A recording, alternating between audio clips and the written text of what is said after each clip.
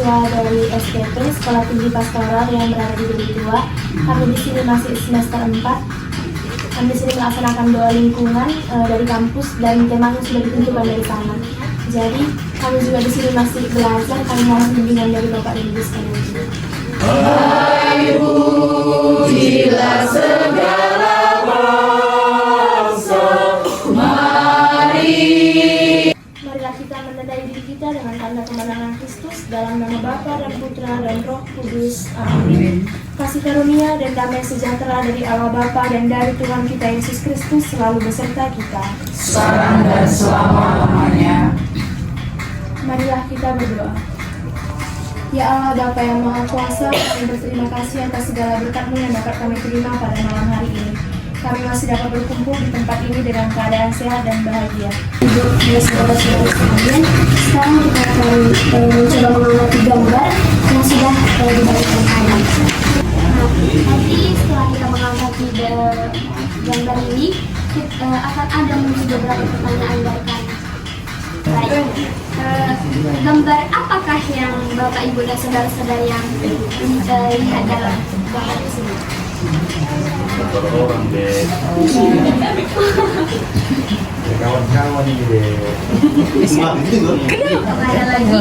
Kalau yang atas menurut aku Maria itu lagi meratapi Yesus yang disalibkan. Nah, yang atas.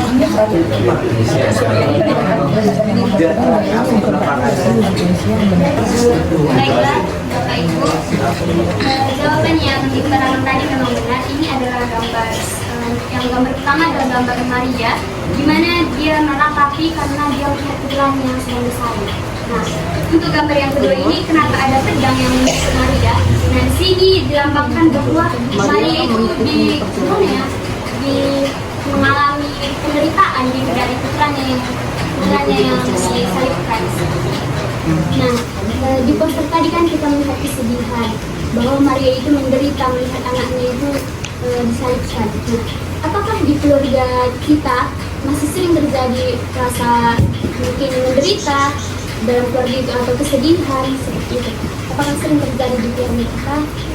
Sebagai kami mahasiswa di SMP ini, konflik yang sering kami alami juga, kami itu sering sekali mendapat penderitaan sebagai mahasiswa itu kan, tuntutan dari tuntutan akademik, tuntutan dari keluarga, gimana keluarga di kampung yang mungkin masih terpikirkan terus meskipun jiwa dan raga kami di perantauan, tapi di pikiran kami itu lebih besar untuk keluarga, apalagi jika ada masalah untuk orang tua yang sakit di kampung, itu merupakan salah satu penderitaan bagi kami.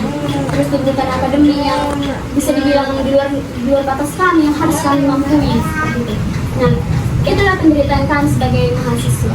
Upaya yang dapat kami lakukan dan upaya konkret yang sering kami lakukan, khususnya kami banyak yang anak asrama nih. Kami sering doa di Gua Maria. Nah, kami sering berdoa di situ. Mungkin memang cuma berdoa saja, tapi setelah kami berdoa, rasa penderitaan yang kami rasakan itu lebih plong seperti itu. Mungkin di kalangan ibu bapak itu kan berbeda dengan kami. Nah, yang jelas pasti besar kecilnya berbeda, keluarga dengan keluarga yang lainnya gitu kan. Nah, kalau dari saya sering sebenarnya gimana ya, mungkin saja dikarenakan pekerjaan, bukan kerjaan, lalu bisa saja misalnya dikarenakan anak-anak. Nah, jadi solusinya ya kayak kita bilang tadi lah, kita memiliki pengharapan, lalu kita mau mencari pengaduan kita. Yang pertama tentu kita cari berdoa. Orang tua yang lebih banyak menderita daripada anak-anak. Karena apa? Apalagi ya anak ini masih dalam sekolah. Yang menjadi penderitaan itu artinya begini, ketika anak itu seperti tadi dikatakan Pak Ketua, ketika misalnya kita mau terkadang zaman sekarang ini, kalau dulu zaman kami ini, seangkatan kami, kalau kami itu meminta uang sekolah sama orang tua, harus nyuci piring, ngepel, semua kita bersihin, baru kita minta uang sama orang tua supaya dikasih uang sekolahnya. Kalau sekarang hari ini terakhir, hari ini diminta. Jadi kan itu termasuk. Nah, di sini saya ingin menjelaskan sedikit mengenai poster kita tadi. Ada penjelasan singkat, yaitu bahwa gambar dalam poster kita itu merupakan sebuah gambaran di mana Maria itu yang sedang menangis. Maria itu menangis di dekat kayu salib anaknya, itu pada bagian pertama ya Bapak Ibu. Di situ Maria itu menangis karena Yesus Kristus yang telah meninggal di kayu salib. Di sekelilingnya terlihat orang-orang yang ikut merasakan kesedihan di dalamnya.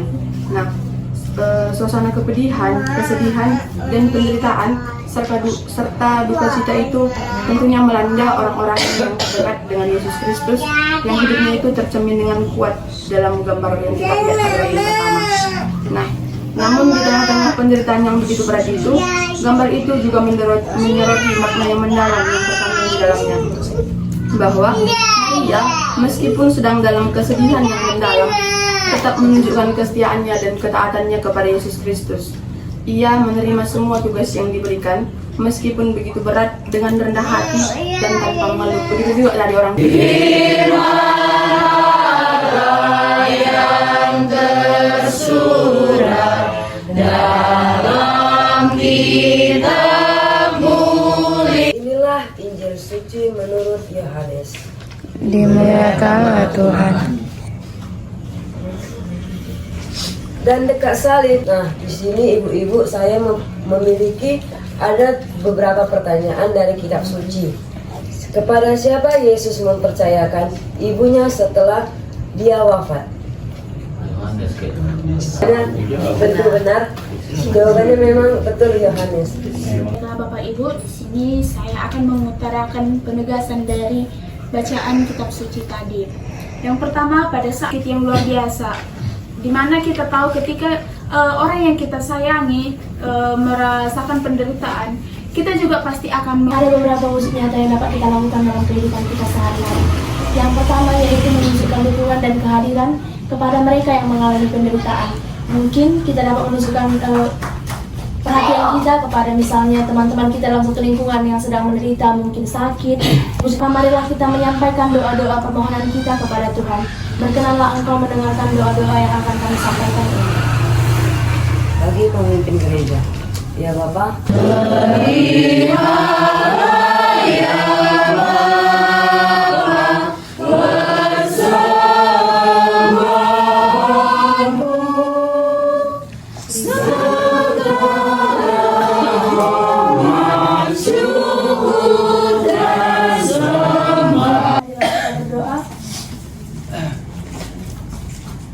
Ya Tuhan yang Maha Penyayang, terima kasih atas pertemuan ini yang dapat kami dalami tentang tema Maria yang rela menderita. Marilah kita menutup pertemuan kita dengan tanda kemenangan Kristus dalam nama Bapa dan Putra dan Roh Kudus. Amin.